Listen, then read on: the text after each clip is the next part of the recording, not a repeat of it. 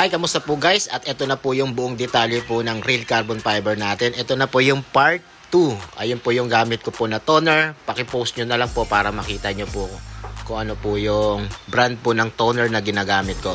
At dito po guys, mag-slice na po tayo ng forged carbon. Kagandahan po kasi dito sa mga malalaki na po na to, maibibigay niya kung ano po yung gusto nyo. Kung gusto nyo po yung mahaba o kung gusto nyo yung maliliit. Depende na lang po sa inyo kung ano po yung trip nyo po na haba po ng mga forged carbon. Ito po, sakto lang po yung kinat ko dito. Hindi naman po ganun kahaba, hindi rin naman po ganun ka-ekse. At ito pa po yung isang guys na ginagamit ko na forged carbon. Ito yung medyo may pagkamahal po talaga na 20 grams lang talagang yung presyo niya ay medyo mataas kaysa doon sa una natin in-slice. Kagandahan naman po nito, ito po yung pinaka-highlights ko po na ginagawa kasi po ito po yung pinaka-malalapad. Yun po ang una ko pong ina-apply pag ako po nag-forge carbon. Para sa ganon, hindi po siya masisira pag tayo na nag-sanding na po ng ating ginagawa. Ganyan lang po guys. Pwede po kayo gumawa po nito ng mga diamond cut. Kasi malalapad naman po to, pwede nyo. Depende na lang po sa inyo kung ano po talaga ang gusto nyo. Ito lang po, bibigay ko na po sa inyo ang mga detalye kung paano po ako mag real carbon fiber. Kasi sa dami naman po nagtatanong po sa akin, talagang iba naman po hindi ko na po talaga ma-replyan. Ito po, pwede na po nyo tong panoorin para po matuto po kayo. Step by step na po to. At ito po yung isa pong gagawin po natin dun sa grab bar na meron po siyang metallic.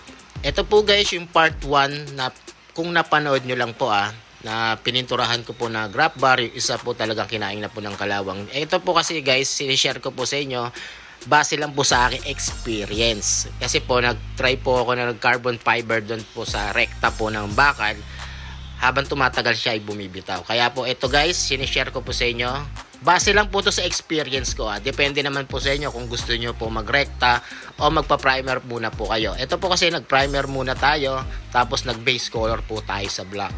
Niliha ko rin po to ng 150. Para po sa ganon, pag nag-resin na po tayo na may toner, ay may pagkakapitan po yung in-apply po natin. Ito po guys, itong plastic na to ilalagay po natin dun sa mga butas. Kung nakakita po kayo ng mga plastic po na medyo matitigas, kasi ito po dun sa ano po to, sa screen protector po ng cellphone, tinatabi ko. At ayun na pong ginagawa ko pong pantakip para sa ganon hindi na po lumawa dun sa mga butas na paggagapangan po ng resin. Parang pinakaharang na po siya, kasi kung gagapang pa po dun sa butas na lagayan ng tornilyo, magkakaroon pa po tayo dun ng malaking problema. Kaya ito po guys, pwede naman po kayo maglagay po ng mga clay.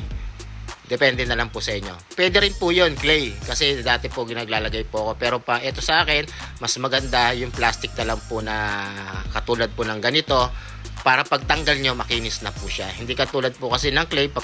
Pag natabunan na po siya ng resin, medyo mahirap na po siya tanggalin. Kaya ito na lang po guys gawin nyo. Kung maghanap na lang po kayo ng plastic na medyo matigas, at yun na lang po ang ilagay nyo dun sa mga tornilyuhan. At dun po sa lahat-lahat po na nagtatanong po sa akin, panoorin nyo po. Ito na po yung mga sagot sa bawat tanong nyo. At dun pa sa magtatanong po sa akin, ito na po ang buong detalye kung paano po mag-real carbon fiber pagdating po sa bakal. At dito po guys, uulitin ko na naman po ulit para ma-full video lang po tayo sa ating actual tutorial ng real carbon fiber po sa bakal. Naglalagay po ako ng masking tape po sa bawat gilid ng aking ginagawa para sa ganun po hindi po siya kanya lumawa po yung resin po doon, kasi gawa po kasi ng pag natuyo na po yung resin sa gilid, medyo mahihirapan na po tayong kuhanin ang tamang hugis nung ilalim po ng grab bar natin. Mas maganda guys, gumawa tayo ng mas malinis para sa ganun pag natapos natin, talagang lahat po talaga ng ginawa natin ay perfect. Ito na nga po guys, ibinabahagi ko na po sa inyo. At doon nga pala sa lahat po ng mga tinuruan ko, congrats po sa inyo kasi nakagawa po kayo. Parang tinalo nyo pa talaga ako sa paggawa ng real carbon fiber. Ang gagaling nyo na. Bilang nagturo naman, proud talaga ako kasi ang uhusay nyo na gumawa ng real carbon fiber. Professional na kayo. At good luck. Tuloy nyo lang yan. Talagang malaki ang kitaan dyan sa real carbon fiber. At ito po guys, at nilagyan na po natin po siya ng harang po dun sa pinakailalim.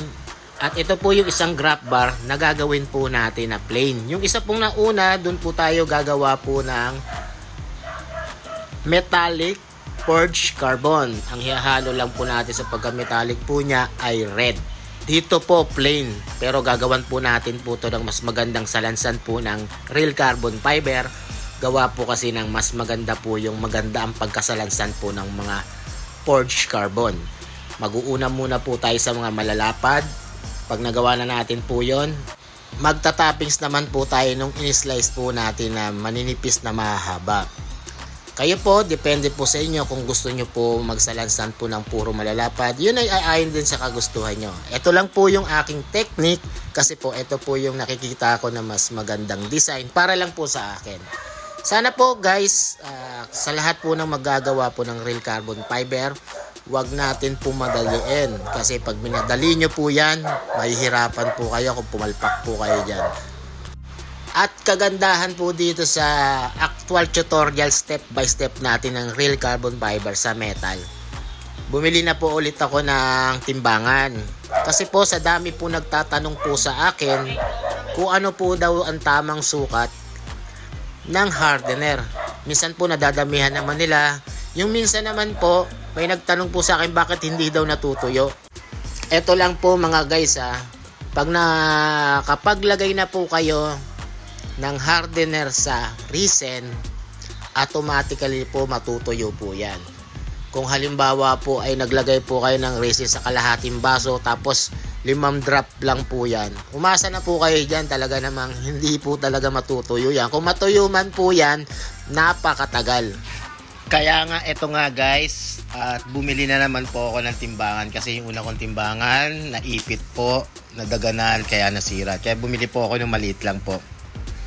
Para actual nyo rin po makita kung gaano po kadami yung resin at kung gaano rin kadami yung hardener. Umpisahan na po natin po mga guys ang pagtitimbang po ng resin, hardener at ng toner. Yung hardener po 51 po yan ang nilagay ko po dyan. Pakisum nyo na lang po. Tapos yung toner ang nilagay ko po halos pumatak po ng 11 points. Bali naging 62 na po siya. Tapos naglagay po ako ng hardener na 2 points lang po yung nilagay po natin. Bali naging 64 siya ang total po ng timbang po ng lahat-lahat. Ganun lang guys, at huwag nyong dadamihan po talaga sa hardener kasi kung dadamihan nyo po talaga ang paglalagay po ng hardener, may experience nyo po yan na bigla na lang kukulo tas uusok. Yung usok napakabaho, parang nasusunog po na goma. Mas matindi pa nga po yung amoy nun pag nakaamoy po kayo na nasobrahan po ng hardener sa resin. Kaya po ayan po, binigay ko na po sa inyo po yung tamang timbang na ginagawa ko pag ako po nagmimix po ng hardener at ng resin. At eto pa guys, may nagtanong na naman po sa akin kung ano yung toner po na ginagamit ko. Ayan na po yung toner na ginagamit ko po mga guys. Iwas-iwas na rin po tayo sa dami po ng mga tanong. Panoorin nyo na lang po yung aking video. Ayan na po ang lahat-lahat po ng buong detalye po dun sa pagre-real carbon po ng fiber pagdating po sa bakal. At meron pa sa akin mga nagtatanong po dyan, yung link daw ng Shopee, pakisend daw. Hindi ko rin naman po masend, gawa po kasi ng nasa YouTube. Pangalawa po, ang mas maganda pong gawin nyo, picturean nyo po yung mga gamit ko. Pag na-picturean nyo, i-search nyo na lang po sa Google. Makikita naman po yun doon. Di ba may picture doon? Pag in-appear nyo po yung picture na sinesearch nyo, makikita nyo po. At tapos ilagay nyo na lang kung Lazada or Shopee kayo bibili. Sa tamang pag-apply nga pala po ng resin na meron na pong hardener. Kung halimbawa po nakapaglagay na po kayo ng mga fiber po dun sa a-applyan nyo, na ilatag nyo na po yung forged carbon o yung cloth, tapos magmi-mix na po kayo ng resin na may hardener. Pag-mix nyo po yon mga guys, wag nyo muna po siyang i-apply. Kasi once na pag-mix nyo po yon, mapapansin nyo po marami po siyang bula. Maghintay po kayo ng 30 seconds. Hindi naman po basta-basta agad po yan matutuyo. Pagkatapos po ng 30 seconds, mapapansin nyo po, hupa na po yung mga bula. At yon, dun na po kayo pwede pong mag-apply po ng resin. Ganun lang po guys ang technique para hindi po masyadong lumawa po yung resin dun sa ina-apply nyo. Kasi meron po sa akin nakapagsabi, pag mix daw niya, apply na daw siya agad. Dun nyo lang po mapapansin mga guys, maraming patak mapupunta po dun sa gilid. Masasayang lang. Kaya mas maganda po, maghintay po muna kayo ng mga 30 seconds. Pagkatapos nyo po mag-mix at nakapaghintay na po kayo ng 30 seconds at doon nyo na lang po pwede po siyang i-apply. Tandaan nyo po mga guys ayan, ibinibigay ko na po sa inyo yung mga diskarte ko, yung mga technique ko sa pag-a-apply po ng resin doon sa mga ginagawa nyo pong real carbon fiber. At meron pa pala po sa akin nagtanong, kung na-applyan na daw ng black daw po yung base color, na-applyan po daw ng forged carbon, kung pwede daw, hindi na daw lagyan daw ng toner. Ang sabi ko, mas maganda kung lalagyan nyo pa rin kasi ng toner. Para makasigurado lang po kayo na yung pinaka-background po ng forged carbon ay black. Gawa po kasi ng pag kayo nag-base color po ng black sa pintura, syempre lilihain nyo po yan. Pagkalihan nyo po yan, mag-iiba na po yung texture po ng kulay po ng pagka-black po niya. Kaya mas maganda po, mag-apply pa rin po kayo ng toner. Pangalawa, syempre lilihain nyo po yun. 10 kakapit po yung resin kung hindi nyo po siya lilihain. Eto na nga po guys, binibigay ko na po sa inyo step by step para iwas na po tayo sa tanong. Panoorin nyo na lang po to guys. At doon pala sa makakapanood din neto, panoorin nyo po ng mabuti para kung sakaling gagawa na po kayo ng real carbon fiber, meron na po kayong idea. Katulad po nila ng mga tinuruan ko, kung masisearch nyo lang po sila lahat, maganda-ganda na rin po yung mga gawa nila. Yung isa pa nga talagang napabilib na rin ako sa ganda ng paggagawa niya po ng real carbon fiber. At syempre mga guys kung mapapanood nyo tong video na to, syempre wag nyo kakalimutan mag-like. Syempre mag-comment na rin po kayo dyan para makita ko po kayo. At wag nyo kakalimutan mag-subscribe. Pakipindot na lang yung notification bell para lahat ng upload kong video, updated po kayo. Syempre, kung mapupunta naman po kayo sa Facebook, search nyo na lang po Ace Honda Costume. Yung pinaka-background po ng picture niya ay violet na may puno. Yun po si Ace Honda. Maraming pong salamat. Panoorin nyo po mga guys ng mabuti para magkaroon po kayo ng idea kung paano po mag-real carbon fiber pagdating po sa bakal. At dito po guys, bali po nag-a-apply na po tayo dito po ng forged carbon, yung malalapad. Pinang-ilalim ko po yung mga malalapad dahil po yung kagustuhan ko. Gusto ko po yung pinaka-highlights po niya pag tinatamaan ng liwanag, nagre-reflect na lang po, habang dun sa mga tinatabunan po siya ng mga maliliit na mahahaba. Depende na lang po sa inyo kung halimbawa gusto nyo naman po yung nasa ibabaw po yung malalaki o kung gusto nyo po yung malalaki. Depende po yun sa kagustuhan nyo po mga guys. At ito, pinapakita ko lang po sa inyo yung aking design kung paano po ako mag-real carbon fiber forged carbon dito po sa bakal. At ito po nga guys, di ba nag-apply na po tayo kung nakita nyo po ng mga malalapad. Pero nag-apply din po ako ng resin. Para sa ganon, lapat na po agad yung in-apply po natin na malapad po na resin.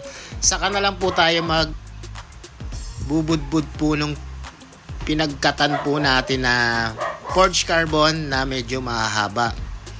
Yung pinaka ginawa ko pong toppings po sa ibabaw. Ganun lang po guys, kung gusto nyo po yung ganung paraan, pwede naman po. At kung gusto nyo naman pong sabay-sabay na, pwede na. Sa akin lang naman kasi, gusto ko lang po maging malapad na agad po yung aking in-apply po na forged carbon na malalapad. At tapos po dito, bali naka 4 coat nga pala po ako dito ng resin sa pag-apply po natin para makasigurado po ako na matabunan na po sila ng resin, halos lahat po sila. At pagkatapos natin po siyang applyan po ng 4 coat, pwede na po natin gawin po yon sa forged carbon na metallic po habang nagpapatuyo tayo. Sigurado naman po, yung habang ginagawa po natin yung isang graph bar na metallic, ay matutuyo na po siya pagbalik po natin.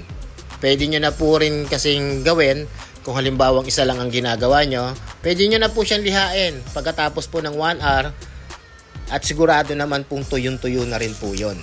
Doon nga pala po sa mga hindi pa po nakakaalam po ng resin, pag natuyo po yan, malagkit po yan. Kasi meron din po sa akin na nagtanong na nag-apply daw sila ng gabi overnight. Tapos kinabukasan daw, yung lilihain daw nila at paghawak daw nila, basa pa po daw. Kaya daw sila nagtataka, bakit isang buong gabi na daw, hindi ba daw tuyo? Kaya tinawagan ko po sila. Ang sabi ko, pwede nyo na lihain yan.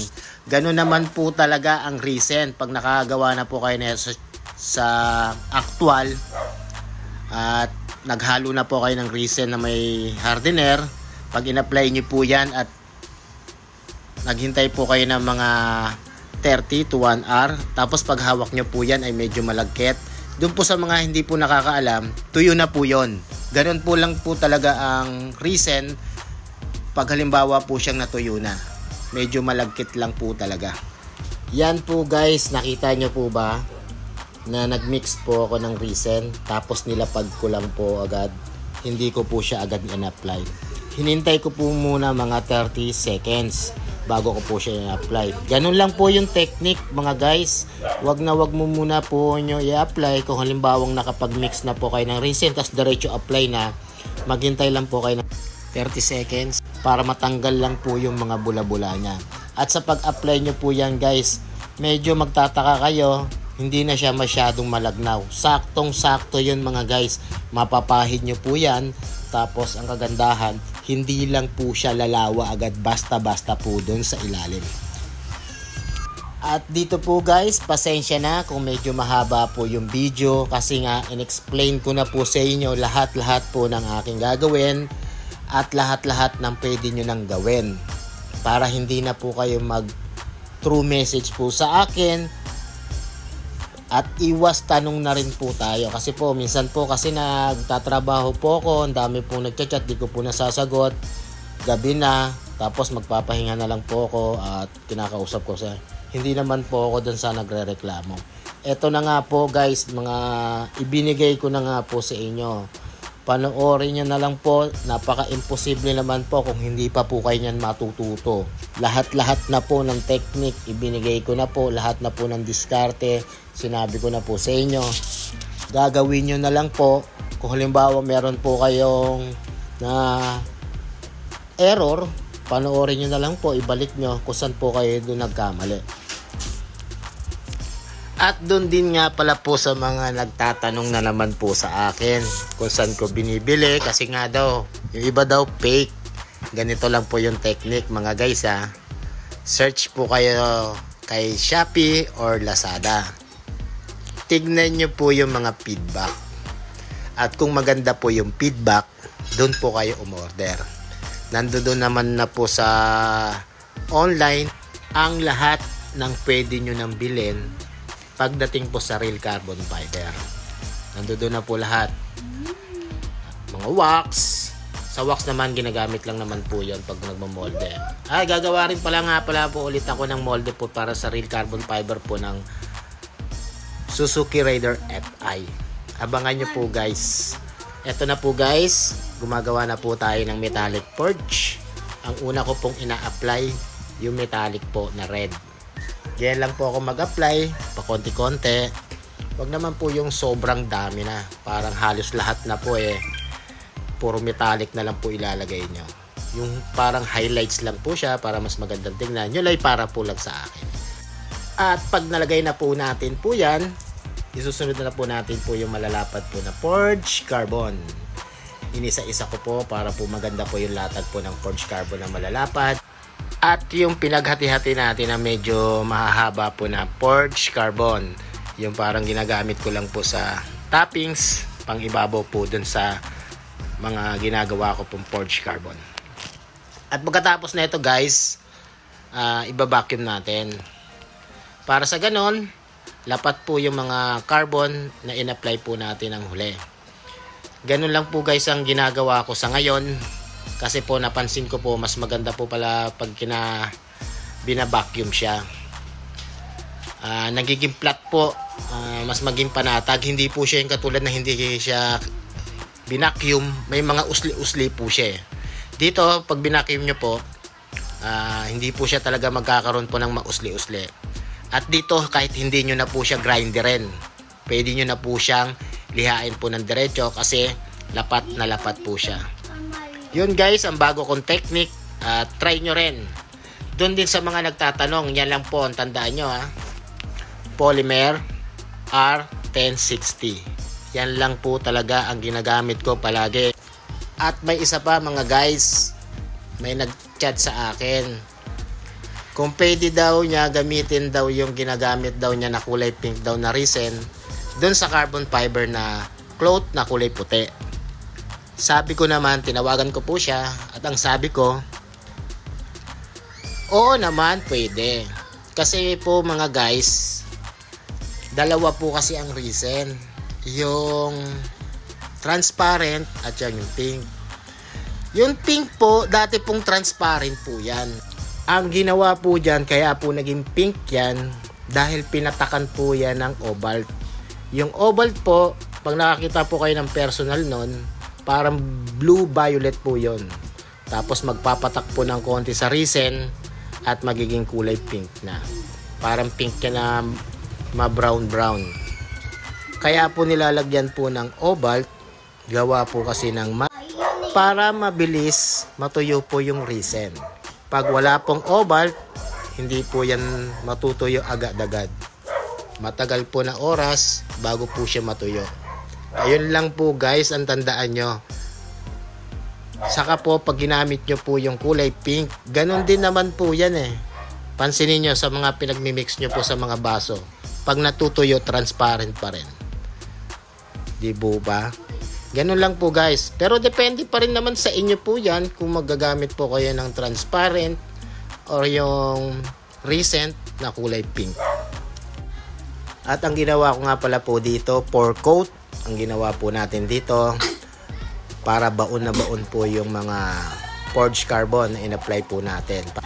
At dito po guys, bali mag-grinder na nga pala po tayo. Katulad po kanina sinabi ko, kahit hindi na tayo mag-grinder, dun lang po sa metallic po ko ginawa po yung vacuum. Dito po hindi ko po siya na vacuum kasi gawa po kasi ng hinanap ko pa po yung plastic at patuyo na po siya. Ngayon tatanggalin natin po nga pala po yung mga sobra-sobra po na mga forged carbon para sa ganon mas madali na lang natin po siya lihain ng mano-mano. Sa mga nagliliha nga pala po dyan na tinatamad na po, ito na po yung pinakamabilis na paraan para hindi na po kayo tamarin sa pagliliha. At ito na po yung kasunod po na step sa pagsasanding po natin. Linisin po natin po siya ng thinner. Urethane thinner nga pala po ang gamit ko. Kakaliha lang po natin po yan doon sa grinder At tapos, linisin po natin siya ng maigi para sa ganun yung mga alikabok po ay matanggal yung mga puti-puti.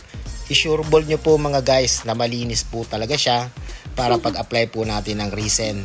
2 coat po ang gagawin po natin ulit po dito para sa ganun yung mga pwede matakpan ay matatakpan po natin. At diretso na po tayo sa finish ng aking project. Sana guys marami kayong natutunan sa pagre-real carbon fiber pagdating po sa bakan. Dito po naka 3 coat, full coat na po ako niyan. Bali pang 4 na patong na po yung ginagawa natin. At dun sa mga nagtatanong kung magkano ang presyo, may presyo po kami, kanya-kanya po kaming presyo. Pero pinakita ko po sa inyo kung ano po yung gamit natin. Kaya wag nyo naman sana babaratin sa lahat po ng gumagawa po ng real carbon fiber. Talaga pong napakahirap po gawin po talaga yan. Talagang dadaan po talaga kami sa butas ng karayom. Siyempre, presyo namin ang masusunod. Kaya mga guys, nagkaroon po kayo ng idea sa paggawa po ng real carbon fiber pagdating po sa bakal. Kita-kits na lang po tayo next project. Bye bye.